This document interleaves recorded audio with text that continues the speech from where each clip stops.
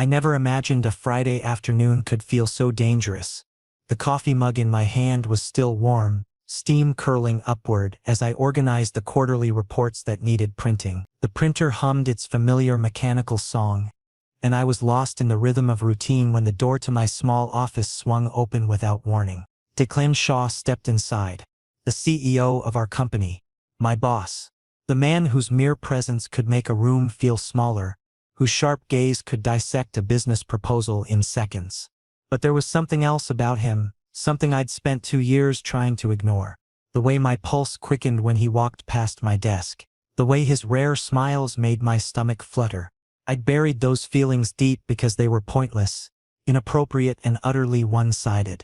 Today his expression was carved from ice. No warmth, no acknowledgement of the years I'd dedicated to this company. Just cold, calculated detachment. He didn't greet me. He didn't ease into the conversation with small talk or corporate pleasantries. Instead, he spoke my name like it was a business transaction. "Julian, we need to discuss something." Immediately, the formality in his tone made my blood run cold. I set down the mug carefully, as if the simple act could anchor me to reality. Something in my gut twisted, sending warning signals through my entire body. This wasn't a routine check-in. This wasn't feedback on my latest project. Declan positioned himself against the corner of my desk, arms crossed over his chest, jaw set in a hard line. He'd always maintained a professional distance, but today his body language screamed hostility, threat, finality. "I'm terminating your employment," he announced, his voice flat and emotionless. "You have 30 minutes to collect your belongings. Security has been notified and will escort you from the building." The words hit me like a physical blow.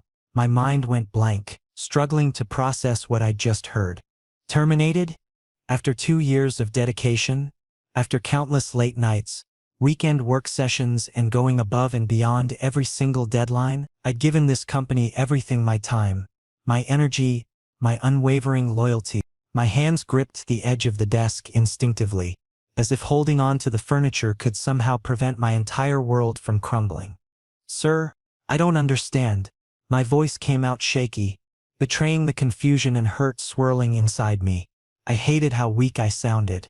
"Have I done something wrong? Is there a performance issue?" "This is strictly a business decision," Declan replied, already turning toward the door. His refusal to meet my eyes felt like another slap. "Human resources will process your final compensation. The paperwork will be forwarded to you." He moved toward the exit, and panic seized my chest. Business decision? What did that even mean? I'd exceeded every metric, received commendations from department heads, and maintained impeccable attendance. None of this made sense. I tried to stand, to demand a proper explanation, but my legs felt like they'd turned to liquid. The room seemed to tilt slightly, and I gripped the desk harder, knuckles white. Just as Declan reached for the door handle, it swung open from the outside. And then everything changed. A woman entered the room, elegant, poised, probably in her mid-50s. She wore a designer suit in navy blue, her silver-streaked hair styled perfectly. Everything about her radiated authority and old money, from her diamond earrings to the confidence in her stride. But her eyes, when they landed on me, held something unexpected. Warmth, recognition, genuine affection. "Julian." Her voice wrapped around my name like a comfortable embrace, making my throat tighten with emotion I didn't understand. "Oh, my favorite boy. I can't believe you're here." Declan's entire body went rigid. He turned slowly, his perpetually controlled expression cracking to reveal something I'd never seen before: complete and utter shock. His eyes widened fractionally, and his mouth opened slightly before he seemed to regain his composure. "Mother," he said, and the single word carried layers of confusion and alarm. "What are you doing in this building? I wasn't expecting you." But she wasn't looking at him. She was moving toward me, arms extending for a hug that I was too stunned to reciprocate properly. When she pulled me into her embrace, it felt startlingly familiar, like echoes of comfort I hadn't experienced in years, like memories of my own mother before illness stole her away from me. I stood frozen, my mind racing to make connections that didn't quite fit together. Who was this woman? Why did she know my name? And why was the CEO's mother calling me her favorite boy? Declan's carefully constructed professional mask had completely shattered. He stared at the two of us, his jaw working as if he wanted to speak, but couldn't find the words. The man who commanded boardrooms and made million-dollar decisions without hesitation looked completely lost. "Mom, I need an explanation," he finally managed. His voice strained. "How do you two know each other?" The woman pulled back from the hug but kept one hand on my shoulder, her touch gentle and maternal. She looked at her son with an expression that mixed disappointment and determination. "Declan Shaw," she said, her tone firm despite the warmth in her eyes. "We need to have a very serious conversation about the decisions you're making. Right now." I stood between them, caught in whatever family dynamic was unfolding, my career hanging in the balance, and my confusion reaching astronomical levels. The CEO who'd just fired me was staring at his mother, who apparently knew me from some mysterious past I couldn't quite place. Friday afternoon had definitely become dangerous, but not in any way I could have predicted. The hug from Mrs. Shaw carried a warmth I hadn't felt in years, the kind of maternal comfort that had vanished from my life when my own mother passed away. But standing in my office, caught between a woman I barely remembered and the CEO who'd just destroyed my career, comfort was the last thing I actually felt. Confusion overwhelmed everything else. I had no memory of ever interacting with Declan's family. I didn't even know his mother worked for the company or had any connection to these offices. The corporate directory listed Shaw as a common surname. At least 5 other employees shared it. How was I supposed to know this particular Shaw was related to the man who controlled my professional fate? Then something clicked in my memory. A fragment of a summer long ago, a community center, a kind woman who volunteered there. Mrs. Marilyn? The name came out hesitantly, like I was testing whether the memory was real or imagined. Her face brightened with a genuine smile that reached her eyes. "Yes, sweetheart. I'm so glad you remember me. It's been far too long." Declan's expression transformed from shock to something more volatile, a mixture of betrayal and anger that made his features sharpen. "Stop right there. You two have a history? How is that possible? Julian's been working here for 2 years, and nobody mentioned this connection even once." My stomach knotted. This was spiraling out of control too fast. I needed to explain to make sense of whatever was happening, but my thoughts were scattered. Mrs. Marilyn took my hand in both of hers, her grip reassuring, and turned to face her son directly. "Declan, this is Julian. Surely you must recall. Though perhaps not, you were always so busy with university during those summers. I volunteered at the downtown community center, the one that provided services for struggling families. Julian was there often." She looked at me with eyes that held sadness for memories she was about to resurrect. "You were so young then. 17?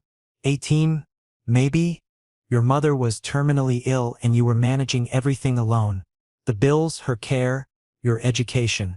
I watched you handle responsibilities that would have broken most adults." Pain lanced through my chest. Those memories were buried for a reason. The overwhelming helplessness of watching my mother deteriorate. The mountain of medical bills that felt impossible to climb. The loneliness that came from having no family support, no safety net. I'd worked so hard to move past that chapter of my life. "That was a long time ago, Mrs. Marilyn," I said quickly, desperate to change the subject. "I appreciate what you did back then, but I've moved on. I've built a career." "A career you never disclosed," Declan interrupted, his voice low but carrying an undercurrent of accusation. 2 years, Julian. We've worked together for 2 entire years. You attended meetings at my family's estate for corporate events. You've been in rooms with my mother's photograph on the walls. And you never once mentioned knowing her. Because I didn't realize you were her son." My defense came out sharper than intended, frustration mixing with hurt. "Shaw isn't exactly an uncommon name, and your mother never mentioned her son was the CEO of this company." I didn't make the connection because there was no obvious connection to make. Mrs. Marilyn stepped between us, her presence commanding attention despite her gentle demeanor. "Declan, answer me honestly. Why did you terminate Julian's employment? I've seen the quarterly performance reports. He's one of your top performers. His metrics exceed departmental averages, and his project completion rate is flawless." Declan's jaw tightened visibly. He looked uncomfortable, perhaps the first time I'd ever seen him on the defensive, especially in front of his mother. "This is a business matter, Mom. It's complicated. I'd prefer to discuss it privately. A business matter. Mrs. Maryland's voice took on a stern edge that made even the powerful CEO in front of her seem smaller. Or is this personal avoidance? Are you running away from something? I stood awkwardly between them, feeling like an intruder in what had become a family confrontation. Yet somehow I was the central focus, the reason for this tension. Declan glanced at me just for a second, and in that brief moment, I saw something unexpected in his usually guarded eyes. Was that guilt? Regret? Maybe even vulnerability? Julian, Mrs. Maryland said, turning her attention back to me with a warm smile. I insist you come to dinner at our home. This Sunday evening. I won't take no for an answer. We have years to catch up on, and I want to know how you've been managing. Mrs. Maryland, I don't think that's appropriate given the circumstances. I was just fired. Which brings me to my next point, she said firmly, then directed her words at Declan like a command from a general. You will reverse this termination decision. Immediately. Reinstate Julian to his position with full benefits and back pay for any gaps. Declan's face became a canvas of warring emotions, frustration at being overruled, helplessness at defying his mother, and something else I couldn't quite identify. The silence stretched uncomfortably before he finally spoke. Fine, he said through what seemed like gritted teeth. Julian, your employment will continue. Consider the termination rescinded. But there was no relief in his voice. No happiness. Just defeat. Mrs. Maryland smiled, satisfied with the outcome.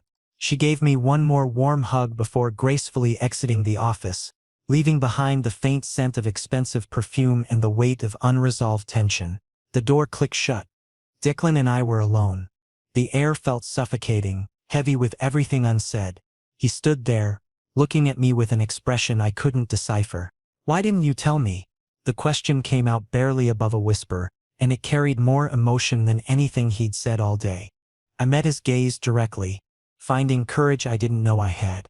Because you never asked. Walking into the office on Monday morning felt like entering a battlefield where everyone had already chosen their sides. The moment I stepped through the doors, conversations stopped mid-sentence. Heads turned. Eyes tracked my movement across the floor. Whispers erupted in my wake like small fires spreading through dry brush. The story had spread over the weekend. CEO fires employee. CEO's mother intervenes. Employee mysteriously returns to work. The narrative had taken on a life of its own, mutating into something far more dramatic than the actual events. Some versions painted me as a manipulative opportunist. Others suggested I had blackmail material. A few implied something even more scandalous. I kept my head down and made my way to my cubicle, feeling the weight of dozens of stares burning into my back. My desk looked exactly as I'd left it Friday afternoon. Coffee mugs still sitting there, reports half organized. Everything frozen in time. Except now, everything felt different, tainted. Opening my laptop felt like an act of defiance. I had work to do, deadlines to meet, reports to finalize. I refused to let gossip derail my productivity, but focusing proved nearly impossible when every fiber of my being felt exposed and vulnerable. By mid-morning, my closest colleague Ryan Chen from the adjacent cubicle leaned over the partition separating our spaces. He had that look people get when they're fishing for information they can later share with others. You've got some serious luck, man, he said with a grin that didn't quite reach his eyes. Having the CEO's mother in your corner? That's like holding a golden ticket in this place. Untouchable status. I sighed, not bothering to hide my exhaustion with this conversation. It's not like that, Ryan. The situation is complicated and it's not something I can really discuss. Complicated how? He raised an eyebrow suggestively. Come on, Julian.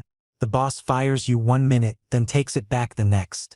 All because mommy told him to? There's definitely something personal happening here.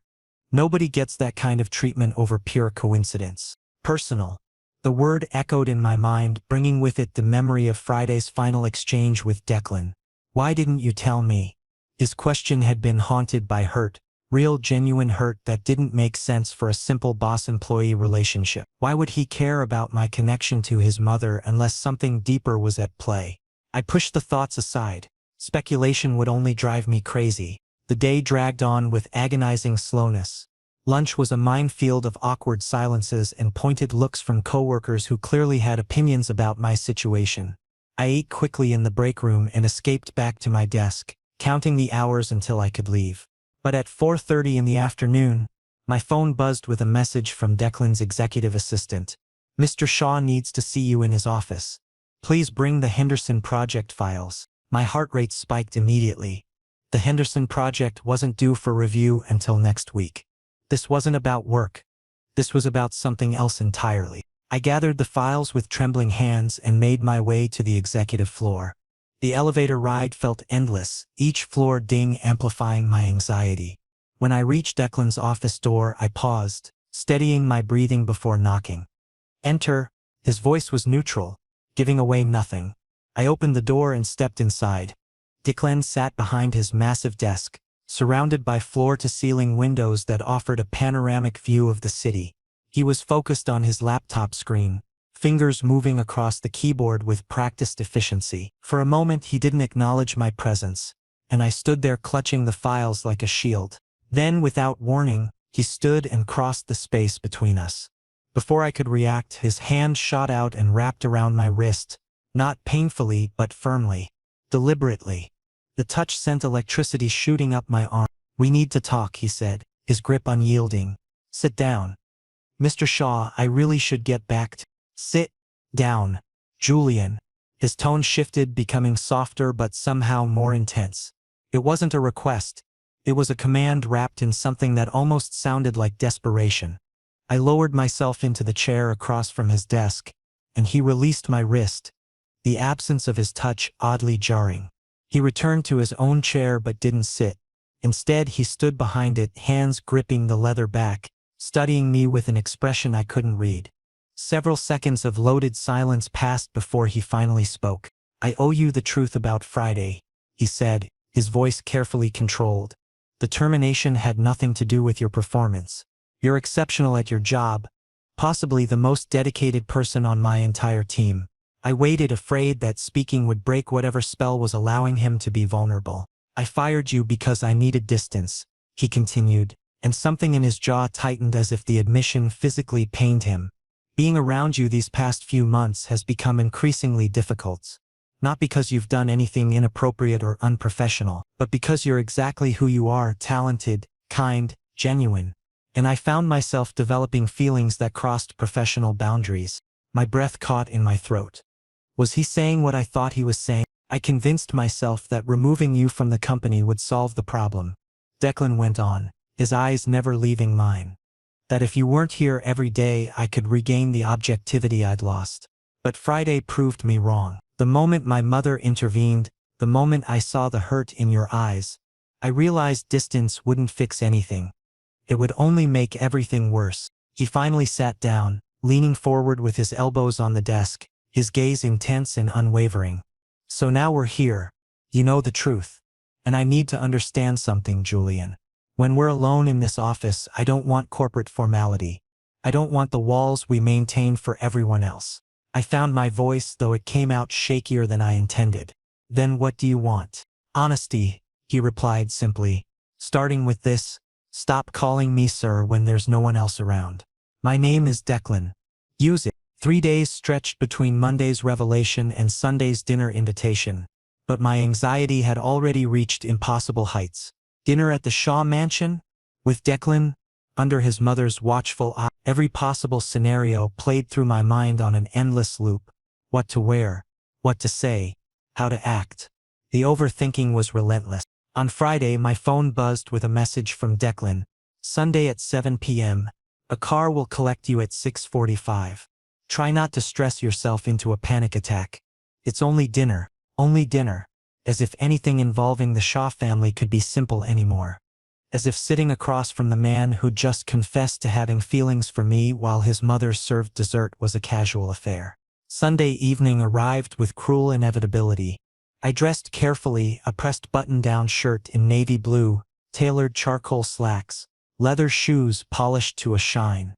Not too casual, not overly formal, professional yet approachable. I changed 3 times before settling on this combination. The car arrived at exactly 6:45 p.m. A sleek black Mercedes with tinted windows and leather interior that probably cost more than my annual salary. The driver was professionally courteous, offering nothing beyond a polite greeting. The 20-minute drive through increasingly upscale neighborhoods did nothing to calm my nerves. The Shaw estate exceeded every expectation I'd tried not to have. Colonial architecture married to modern landscaping, with manicured gardens that looked like they required a full-time staff. Warm lights glowed from tall windows and the circular driveway could have accommodated a dozen vehicles comfortably. This wasn't just wealth. This was generational prosperity, the kind that came with history and expectations. Mrs. Marilyn answered the door herself, which surprised me. "Julian, I'm so delighted you came. Please come inside where it's warm." "Thank you for the invitation, Mrs. Marilyn," I managed, trying to keep my voice steady. "Your home is beautiful." "Oh, stop with the formalities," she said, waving away my politeness with genuine warmth. "You're practically family, dear. Always have been. Even during those years we lost touch." She guided me through an entrance hall that belonged in an architectural magazine, into a living room that somehow managed to feel both luxurious and lived in. Family photographs lined the walls and mantelpiece. Comfortable furniture invited relaxation rather than intimidating guests. Soft jazz played from hidden speakers. And there, standing near the fireplace with a glass of wine, was Declan. He wore jeans. Actual denim jeans paired with a charcoal gray sweater that made his eyes look even more striking. I'd never seen him in anything but impeccable business attire. This casual version of him seemed almost like a different person, more accessible, less fortress-like. "Julian." He acknowledged my arrival with a slight nod, his expression carefully neutral, though something flickered in his eyes. "Glad you could make it, Declan." I matched his tone, hyper-aware of his mother observing our interaction with poorly concealed interest. Dinner was an elegant affair served in a dining room with a table that could seat 12 but was intimately set for 3. Mrs. Marilyn steered the conversation through safe territories. Her recent charity work, upcoming community center renovations, changes in the neighborhood. She asked about my current projects at work, careful to keep things professional and appropriate. But then she asked the question I'd been dreading. "How is your mother doing these days, Julian? I think about her often. She was such a fighter during her illness." My throat constricted. The wine in my glass suddenly seemed very interesting. "She passed away 3 years ago, Mrs. Marilyn. The cancer eventually spread too far for treatment to help." The warmth drained from her face, replaced by genuine sorrow. "Oh, sweetheart. I had no idea. I'm so terribly sorry. Here I've been chattering away and you've been dealing with that loss." "It's all right," I said, forcing something resembling a smile. "She's at peace now. That's what I try to focus on, that she's no longer suffering." For the first time that evening, Declan looked directly at me. Really looked at me. His eyes held an emotion I couldn't quite name, sympathy mixed with something deeper, more personal. Understanding, perhaps, or recognition of shared pain. After dinner, Mrs. Marilyn insisted on showing me the library, a 2-story room lined with books that smelled of leather and old paper. Then the conservatory, where she grew orchids. Finally, she paused outside a closed door on the 2nd floor. "Declan's room is just here," she said with a smile that was far too knowing. "He mentioned you both share an interest in classic literature. I'm sure he has some volumes you'd enjoy browsing. I'll be in the kitchen preparing dessert. Take your time." She disappeared down the hallway before I could protest, leaving me standing alone outside Declan's private space. The setup was obvious, transparent, and apparently, Mrs. Marilyn was an active participant in whatever was developing between her son and me. I knocked softly. "Declan?" "It's unlocked." His room surprised me. I'd expected something ostentatious, a display of wealth and status. Instead, I found a space that was almost minimalist. A large bed with simple linens, a desk with a laptop and neat stacks of files, bookshelves filled with worn paperbacks and hardcovers. One wall held framed photographs, including one of a much younger Declan with his mother, both laughing at something off camera. "My mother has the subtlety of a sledgehammer," Declan said from behind me. I turned to find him closing the door, not locking it but definitely ensuring privacy. "She orchestrated this entire evening to get us alone together." She seems to think we need to talk. I replied carefully. She's right. He moved to his desk, pulling open a drawer. I need to show you something. It's important that you understand this isn't new. What I'm feeling, it's been building for months, and I've been documenting it like an idiot. He withdrew a leather-bound journal, worn at the edges from frequent handling. My curiosity warred with uncertainty as he opened it to a marked page and held it out to me. The handwriting was precise, controlled, so typically Declan. But the word, "Watch Julian present the quarterly analysis today." He has this way of explaining complex data that makes everyone in the room lean forward, engaged. Afterward, he stayed late helping Sarah from accounting understand the new software, even though it wasn't his responsibility. 6 months of fighting this and I'm losing the battle. He lights up spaces just by entering them. This is becoming impossible to ignore. The date was from half a year ago. My hands trembled slightly as I lowered the journal. "Declan, firing you was cowardice," he said quietly, taking the journal back and setting it aside. I panicked. Thought removing you from my daily life would make these feelings disappear. Instead, it just made me realize how much I'd miss you.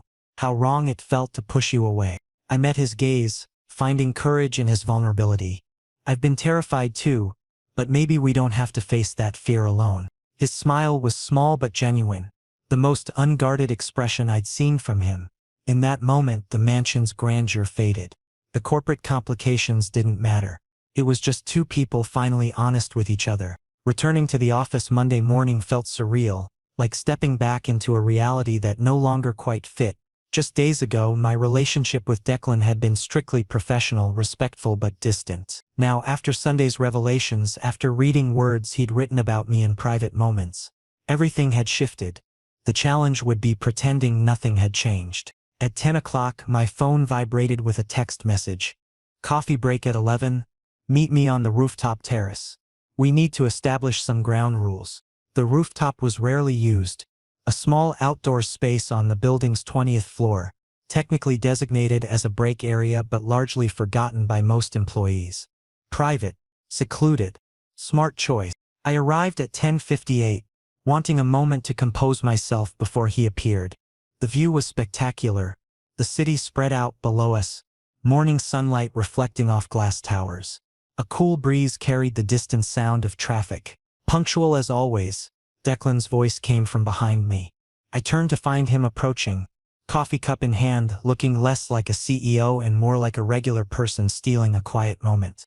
"You said we needed to talk about ground rules," I replied, keeping my tone neutral despite my accelerating heart. "We do." He joined me at the railing, close enough that I could smell his cologne, something woody and expensive. Because as much as I meant what I said Sunday night, we're still navigating a complicated situation. Inside these walls, nothing can appear different. No favoritism, no special treatment, no lingering glances that might draw attention. Professional boundaries, I said, understanding perfectly. Exactly. But outside work, he paused, turning to look at me directly. Outside these walls, I'd like to get to know you properly. Real dates. Actual conversations where we don't have to watch every word. No corporate personas, no hierarchies, just us. Something warm unfurled in my chest. "You're asking me out. Officially." "I suppose I am," he said, and there was something almost boyish in his expression, nervous, hopeful. "If you're willing to take that risk with me." "I am," I answered without hesitation. "But if anyone discovers this, we'll handle it together," he interrupted firmly. "No more unilateral decisions. No more attempting to protect you by pushing you away. Whatever happens, we face it as a team." Agreed. Agreed. The following weeks developed a strange double rhythm. At work, Declan remained the exacting CEO. Demanding, professional, maintaining appropriate distance. He critiqued my presentations, questioned my recommendations, held me to the same standards as every other employee. To outside observers, nothing had changed. But outside those walls, I discovered a completely different person. Tuesday evening found us at a small Italian restaurant in a neighborhood neither of us frequented. Low risk of encountering colleagues. Over pasta and wine, Declan told me about his childhood. Boarding schools that prioritized achievement over emotional development. Parents whose marriage was more business partnership than love story. The pressure of being groomed for leadership from age 12. I never had the space to figure out who I actually was, he admitted, swirling wine in his glass. Every choice was about maintaining the family legacy, meeting expectations, being the son they needed me to. Coming out would have complicated that narrative significantly. Have you told them? I asked gently. Your parents, I mean? About being gay? My father died 4 years ago. Heart attack at 58. The corporate stress finally caught up with him. My mother knows. Has known for years. She's been remarkably supportive, actually. Keeps hinting that I should find someone who makes me happy rather than marrying for strategic advantage. Thursday brought an unexpected text. Movie night? My place. Pick whatever film you want. I promise not to complain, even if it's a romantic comedy. His apartment was in a high-rise downtown, modern and minimalist. We ended up watching a romantic comedy because I wanted to test his sincerity. He groaned at the predictable plot beats but laughed at the genuine jokes, and when our hands accidentally touched reaching for popcorn simultaneously, neither of us pulled away immediately. Saturday meant brunch at his place. He attempted to make pancakes from scratch, resulting in slightly burnt offerings that he presented with mock pride. We ate them anyway, competing to see who could add the most syrup without creating a soggy disaster. Laughing over coffee while music played from wireless speakers. These were normal moments, the kind regular couples took for granted. For us, they felt revolutionary. But maintaining the charade at work proved increasingly difficult. During a Wednesday lunch break, Ryan appeared at my table in the cafeteria, his expression speculative. You know what's weird? Shaw seems different lately. Less robotic, more human, almost like he's got something going on outside work that's making him happy. My pulse spiked. People have good weeks sometimes. Maybe he's just in a better mood. Maybe, Ryan said, but his tone suggested he didn't believe it. Or maybe there's something else going on. He's been leaving on time instead of working until 8, taking actual lunch breaks. Yesterday I saw him smile, like a real smile, not that corporate grimace he usually does. Sounds like he's finally learning work-life balance, I said carefully, taking a bite of my sandwich to avoid further commentary. Ryan's eyes narrowed slightly. You two have been meeting a lot lately. Conference room sessions that aren't on the calendar. Private discussions that seem to run long. We're working on a confidential project. I lied smoothly. Market analysis that can't be discussed with the broader team yet. He didn't look convinced, but he let it drop. As he walked away, I felt the familiar weight of anxiety settling in my stomach. We were being careful, maintaining boundaries, playing our roles perfectly, but secrets had a way of surfacing, especially in environments where people watched for any sign of advantage or scandal. That evening I texted Declan. Ryan's getting suspicious. He's noticing changes in your behavior. His response came quickly. Then we'll be more careful. I'm not giving this up. Not giving you up. We just need to be smarter about covering our tracks. I wanted to believe that would be enough, that we could maintain this careful balance indefinitely. But some part of me knew secrets in an office environment had an expiration date. The question was whether we'd be ready when ours expired. The tension in the office grew throughout the week like a slowly building storm. Ryan's suspicion had evolved into active observation. I caught him watching Declan and me during meetings, noting when we left the building at staggered times, paying attention to interactions most people would overlook. My paranoia reached new heights, second-guessing every word and gesture. Declan tried reassuring me via text, "You're overthinking this. Ryan's just a nosy colleague with too much time on his hands. Stay calm." But I couldn't shake the feeling that our careful construction was about to collapse. Friday afternoon, the bomb dropped. An email appeared in my inbox at 3:47 p.m., marked urgent, from Human Resources. The subject line alone made my blood freeze. Mandatory meeting, workplace conduct inquiry. Please report to HR immediately to discuss matters related to company policy compliance. This is a mandatory meeting and cannot be rescheduled. My hands went numb. This was it. Someone had reported us. But who? And what exactly did they know? The HR office was on the 14th floor, decorated in neutrals designed to be non-threatening but somehow managing the opposite effect. Miss Patricia Chen sat behind her desk, her expression professionally blank. And there, in one of the visitor chairs, sat Declan. His posture was rigid, jaw tight, eyes focused on the middle distance. "Mr. Brooks, please sit," Patricia said, gesturing to the empty chair beside Declan. I sat, very aware of the inches between us, of how we couldn't even look at each other without potentially revealing something incriminating. Patricia opened a manila folder, scanning its contents before speaking. "We've received an anonymous complaint regarding inappropriate conduct between you and Mr. Shaw. The complaint alleges a personal relationship that violates company policy on romantic involvement between supervisors and their direct reports." My stomach dropped. Anonymous, but the details in that folder would tell us who. "This is baseless," Declan said immediately, his CEO voice fully engaged. "Julian is an exemplary employee. We maintain strictly professional interactions. This is clearly someone attempting to damage reputations out of personal grievance." Patricia's expression didn't change. "The complaint includes specific details. Private meetings in conference room B that don't appear on official calendars. A dinner at your family residence on a Sunday evening. Observations about changed behavior patterns and frequent text communications. Ryan." Every detail pointed to him. He'd seen me after the Sunday dinner, noticed Declan's improved mood, tracked our movements. His jealousy had finally motivated action. "Mrs. Shaw invited Julian to dinner," Declan countered. "She's known him for years through volunteer work. That's a family connection, not a workplace relationship. As for meetings, we're collaborating on sensitive projects that require discretion."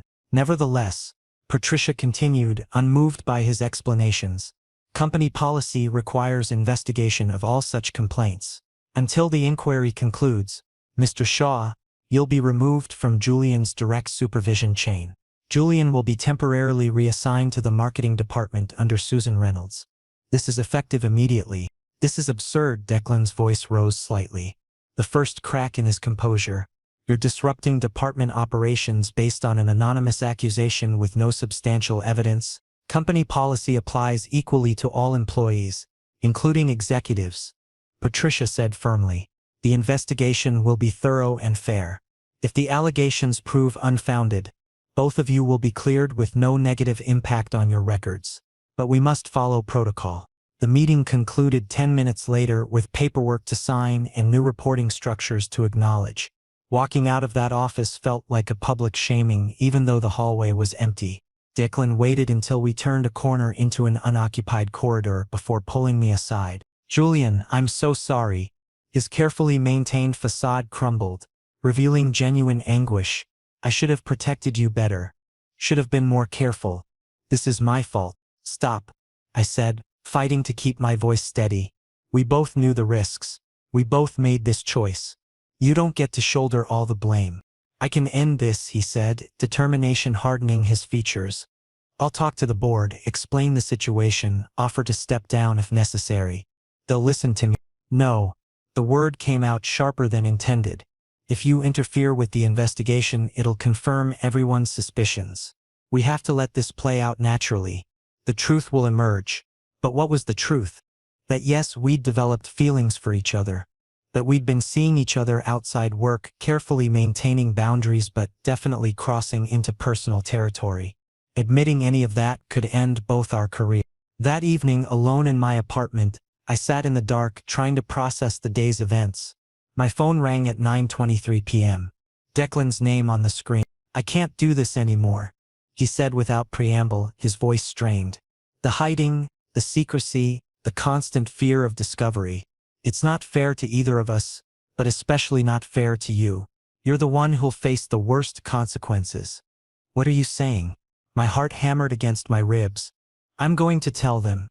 Tomorrow, at the board meeting, I'll disclose everything, that we've developed a personal connection, that I have feelings for you, that I want to pursue a relationship outside work. If the board has issues with it, I'll resign as CEO.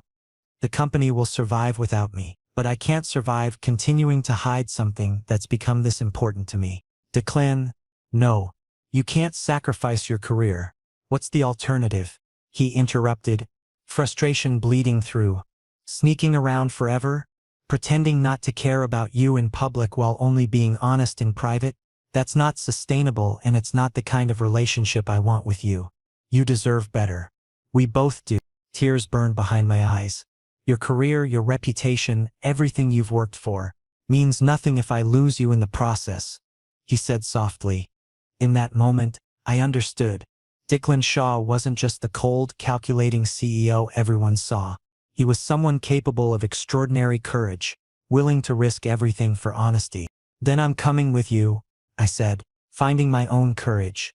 To the board meeting. If we're doing this, we do it together. No more protecting each other by making unilateral decisions. Silence stretched between us before he finally spoke. Are you absolutely certain? Yes, I answered without hesitation. I'm certain, because the time for hiding had passed.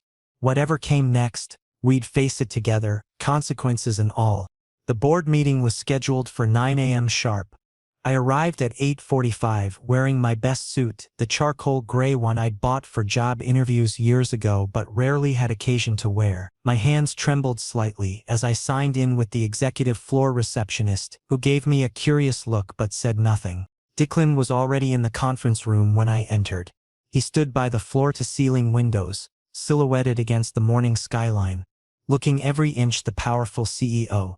But when he turned and faced me, I saw the exhaustion in his eyes. He clearly hadn't slept. You didn't have to come, he said quietly, though we both knew that wasn't true. Yes, I did. The board members began filing in at 8:55. 12 faces I recognized from company newsletters and quarterly presentations, seasoned executives, major shareholders, people who controlled the fate of thousands of employees with their decisions. Marilyn was among them, and her eyes widened when she saw me standing beside her son. Patricia Chen from HR entered last, carrying a thick folder that presumably contained the investigation findings. The board chair, Douglas Whitmore, a silver-haired man in his 60s, called the meeting to order. We have an unusual situation this morning. Declan has requested emergency time to address the board regarding a personal matter. Declan, the floor is yours. Declan didn't sit. He remained standing, and I realized this was strategic. It gave him authority, made him harder to dismiss. Thank you, Douglas. I'll be direct because this situation deserves transparency. Over the past few months, I've developed romantic feelings for one of my employees, Julian Brooks, who many of you know from his excellent work on our market expansion projects. The room erupted in whispers. I felt every eye turned toward me, weighing, judging, calculating consequences. Before anyone jumps to conclusions, Declan continued, his voice cutting through the noise, let me be clear about what did and didn't happen. We maintain strictly professional boundaries in the workplace. No favoritism, no inappropriate conduct during work hours. However, outside the office we began seeing each other personally. We were careful, discreet, and cognizant of the ethical complications. Douglas leaned forward. You're admitting to a relationship that violates company policy? I'm admitting to human feelings that I chose to pursue in my personal time, Declan corrected. The question before this board is whether my private life disqualifies me from leading this company effectively. And if the answer is yes, then I'm prepared to resign immediately. Declan. No, Mrs. Marilyn started, but he held up a hand. Mom, please, let me finish. He took a breath. I've given 15 years to this company. I've tripled our market value, expanded into 6 new territories, and maintained consistent growth even during economic downturns. My personal life has never interfered with my professional judgment. But I won't apologize for caring about someone, and I won't ask Julian to sacrifice his integrity by hiding in shadows. Patricia Chen spoke up. The investigation has concluded. I can confirm that there was no evidence of workplace favoritism or harassment. Julian's performance reviews were consistent with his abilities. His project assignments were appropriate to his skill level, and no preferential treatment was documented. The relationship, while ethically complicated, didn't materially impact business operations. However, she continued, company policy exists for a reason. Romantic relationships between supervisors and subordinates create inherent power imbalances that expose the company to liability. My heart sank. This was it. The moment everything fell apart. Then Mrs. Marilyn stood. "I'd like to propose an alternative solution." All eyes turned to her. "Julian, how would you feel about transferring to our international division? We're opening a new office in London. Same position level, same salary, actually a slight increase due to cost of living adjustments. You'd report directly to the European Operations Director, completely removing any supervisory conflict with Declan." I blinked, processing this unexpected lifeline. "London? It's a genuine opportunity, not a punishment," she explained, her eyes kind but serious. "You'd be leading the market analysis team for European expansion. It's actually a promotion in everything but type, and it would resolve the policy violation while allowing both of you to maintain your careers." "But that's—" I looked at Declan, seeing my own confusion reflected in his face. "That's an ocean away. For now," Mrs. Marilyn said gently. "But Declan, weren't you just telling me last month that you've been considering expanding your own role to include more international oversight? Perhaps spending time between offices?" Declan's expression shifted, surprise giving way to understanding. His mother wasn't just solving a problem, she was creating a path forward that worked within corporate structures while acknowledging our relationship. Douglas cleared his throat. "If Julian accepts the London position and if Declan commits to increased oversight of European operations requiring regular travel, then technically there's no policy violation. They wouldn't share a reporting structure." Other board members nodded, the tension in the room shifting from scandal to practical problem solving. "I need to think about this," I said honestly. "London is a major life change. I need time to consider." "Take a week," Douglas interrupted. "We'll hold the position. But Julian, I want you to know this offer is genuine. We're not trying to exile you. You've earned this opportunity through your own merit." The meeting concluded 30 minutes later with decisions deferred, investigations closed, and unexpected possibilities opened. As the board members filed out, Mrs. Marilyn approached us with a knowing smile. "You two have exactly 1 week to figure out if you're willing to fight for this," she said quietly. "Long distance isn't ideal, but it's not impossible. And sometimes the things worth having require sacrifice and creativity." She left us alone in the conference room. Declan turned to me, his expression vulnerable in a way I'd never seen in a professional setting. "I'm not going to pressure you. This decision has to be yours. But Julian, if you go to London, I'll find every possible excuse to be on a plane. We'll make it work somehow." I thought about my life here, the apartment I rented, the city I knew, the comfort of familiar routines. Then I thought about the alternative: adventure, growth, a genuine career opportunity, and the chance to build something real with someone who'd risked everything to be honest about caring for me. "I'll need help finding an apartment in London," I said, watching his face transform with hope. "And you'd better actually follow through on those international oversight plans." His smile was brilliant, unguarded, completely genuine. "I'll personally oversee every European operation we have, weekly." And somehow, in a corporate conference room at 10:37 on a Tuesday morning, we'd found our imperfect, complicated, surprisingly hopeful ending.